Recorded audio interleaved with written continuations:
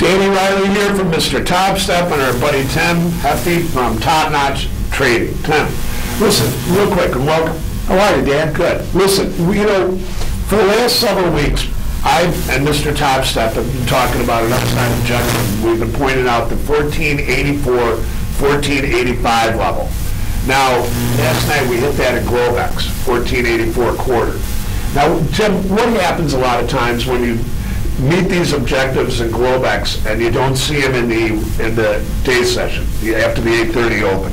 Well, Danny, to be honest with you, I personally am here for only working on the day session. I do see objectives that are found on Globex, and as a matter of fact, when they do find these objectives, they are key levels. And right now, from this weekend, we did see an 84 quarter high in the mini, so Danny's objective of 84 to 85 is a pretty solid objective right now. I, for one, for 2 or 3 weeks, we're looking to test the 1474.80 price, and last week we did see that level tested. And on Globex, they went up to 76. But before we opened, they were below the 74.80 level. So, because I'm a regular session trader, because I like it when the cash opens. 8:30 to 3:15, Top Notch Trading puts out his levels and then finds the direction. And it just so happens, I did put out on an earlier update last Wednesday about 74. And the S&P did get up there at 74.70. However, the other side of the coin is they only saw a 72 even low. Right. And I also mentioned, though, that if they did settle above the 74.80 price, that they had better opportunities of a continuation extending higher.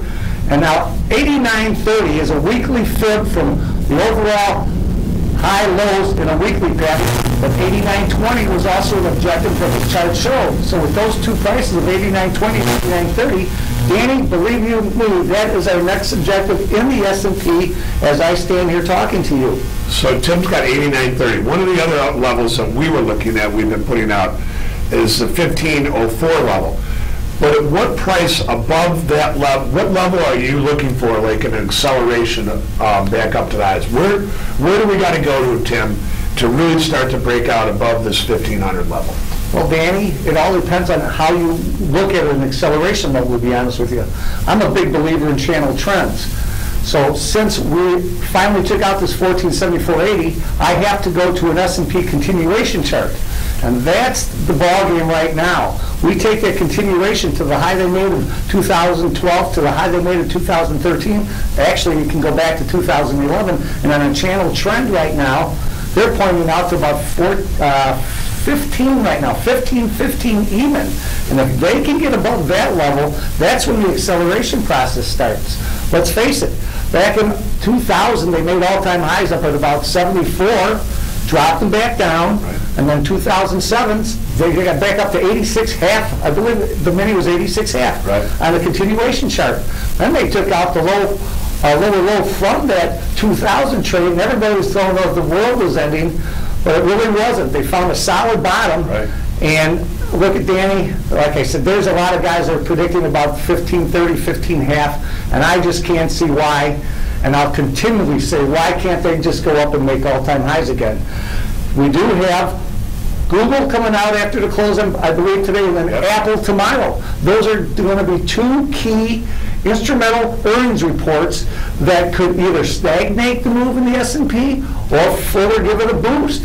I want to see what happens when the S&P gets down to that 89.30 level now, Dan. And I'll take it from there. We'll just see. All right, well, we're going to continue to look at Tim's 1489.30, but I want to close this out by saying one thing. One of the things that we've noticed all year long in the S&P has been the lopsided buy-side imbalances.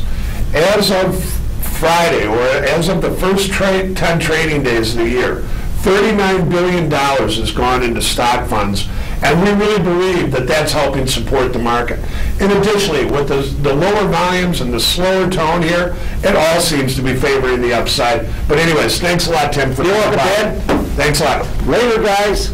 Hey, by the way, who do you like in the football games, Dan? Yeeks, I think I like the 49ers, Tim. Well, it's the Harbaugh brothers. Believe me, I don't like San Francisco because they took out my Green Bay Packers, so I'm a Baltimore Raven fan, and I think it would be wonderful to see Ray Lewis go out on a high point. Let's go, Tim. Let's go.